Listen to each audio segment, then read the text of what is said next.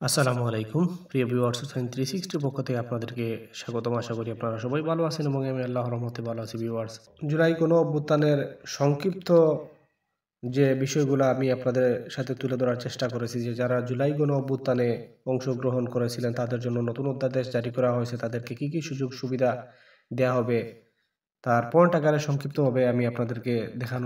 জুলাই গণ অভ্যুত্থানের ইতিহাস ও স্মৃতি সংরক্ষণ, শহীদদের পরিবার এবং আহত ছাত্র জনতার পুনর্বাসন সহ গণ অভ্যুত্থানের আদর্শ চেতনাকে রাষ্ট্রীয় ও জাতীয় জীবনে সুপ্রতিষ্ঠিত করিবার উদ্দেশ্যে প্রণীত অধ্যাদেশ। যেহেতু জুলাই থেকে আগস্ট 2024 ছাত্র জনতার গণ অভ্যুত্থানের ইতিহাস সংরক্ষণ, শহীদ ও আহতদের পূর্ণাঙ্গ তালিকা চূড়ান্তকরণ, আহতদের চিকিৎসা এবং তাহাদেরকে পরিবারকে সহায়তা প্রদানের লক্ষ্যে কার্যক্রম গ্রহণ করা আবশ্যক, এবং যেহেতু জুলাই গণ অভ্যুত্থানের আদর্শ ও চেতনাকে যে রাষ্ট্রীয় ও জাতীয় জীবনে প্রতিষ্ঠিত করিবার উদ্দেশ্যে জুলাই গণ অভ্যুত্থান অধিদপ্তর প্রতিষ্ঠা করা সমীচীন ও প্রয়োজনীয়, এবং যেহেতু সংসদ ভাঙ্গিয়া যাওয়া অবস্থায় রহিয়াছে এবং রাষ্ট্রপতির নিকট ইহা সন্তোষজনকভাবে প্রতীয়মান হইয়াছে যে আশু ব্যবস্থা গ্রহণের জন্য প্রয়োজনীয় পরিস্থিতি বিদ্যমান রহিয়াছে, সেহেতু গণপ্রজাতন্ত্রী বাংলাদেশের সংবিধান অনুচ্ছেদ 93 এর দফা 1 এ প্রদত্ত ক্ষমতা বলে রাষ্ট্রপতি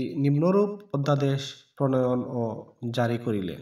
আমরা যে প্রথম সংক্ষিপ্ত শিরোনাম আমরা দেখতে পারছি যে জুলাই গণ অভ্যুত্থান, তৎকালীন সরকার জুলাই শহীদ বলতে যারা 2024 সালের জুলাই থেকে আগস্ট মাসে গণ অভ্যুত্থান চলাকালে তৎকালীন সরকারের নিয়ন্ত্রণাধীন আইন শৃঙ্খলা বাহিনী বা ইহা রাজনৈতিক অঙ্গ সংগঠনের সদস্যদের আক্রমণে মৃত্যুবরণকারী অথবা গুরুতর আহত হইয়া চিকিৎসাধীন অবস্থায় পরবর্তীতে মৃত্যুবরণকারী ব্যক্তিকে বুঝাইবে। জুলাই যোদ্ধা 2024 সালের জুলাই থেকে আগস্ট মাসে গণ অভ্যুত্থান চলাকালে তৎকালীন সরকারের নিয়ন্ত্রণাধীন আইন শৃঙ্খলা বাহিনী বা ইহার রাজনৈতিক অঙ্গ সংগঠনের সদস্যদের আক্রমণে আহত হইয়াছেন এরূপ ব্যক্তি এবং যাহার শরীরে এক বা একাধিক অঙ্গ ক্ষতিগ্রস্ত হইয়াছে। জুলাই শহীদ পরিবার বলতে 2024 সালের জুলাই আগস্ট মাসে গণ অভ্যুত্থান শহীদ হইয়াছে এমন ব্যক্তির পিতা, মাতা, স্বামী, স্ত্রী ও ঔরসজাত সন্তানকে বুঝাইবে।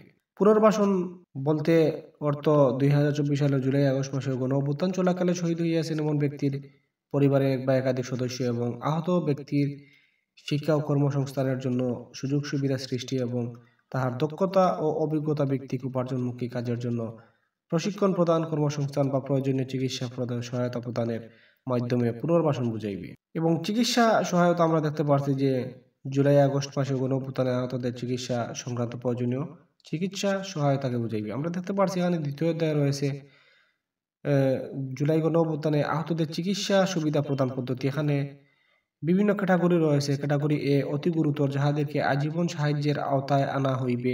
ন্যূনতম এক চোখ, হাত পা ক্ষতিগ্রস্ত, স্বাধীনভাবে জীবনযাপনের অনুপযোগী, সম্পূর্ণ দৃষ্টিহীন, সম্পূর্ণভাবে মানসিক বিকারগ্রস্ত এবং কাজ করতে অক্ষম, তাহাদেরকে এ ক্যাটাগরিতে আনা হবে। বি ক্যাটাগরিতে যাহাদেরকে আনা হবে তাহারা গুরুতর আহত, যাহাদেরকে দীর্ঘদিন সাহায্য দেওয়া হইবে।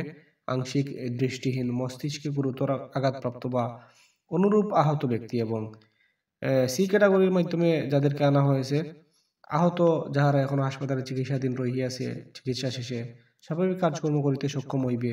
শ্রবণ শক্তি, দৃষ্টিশক্তি ক্ষতিগ্রস্ত, গুলিতে আহত বা অনুরূপ আহত ব্যক্তি। তৃতীয় অধ্যায়ে আমরা দেখতে পাচ্ছি যে জুলাই গণ অভ্যুত্থান অধিদপ্তর প্রতিষ্ঠা, তারপরে মহাপরিচালকের দায়িত্ব সম্পর্কে রয়েছে।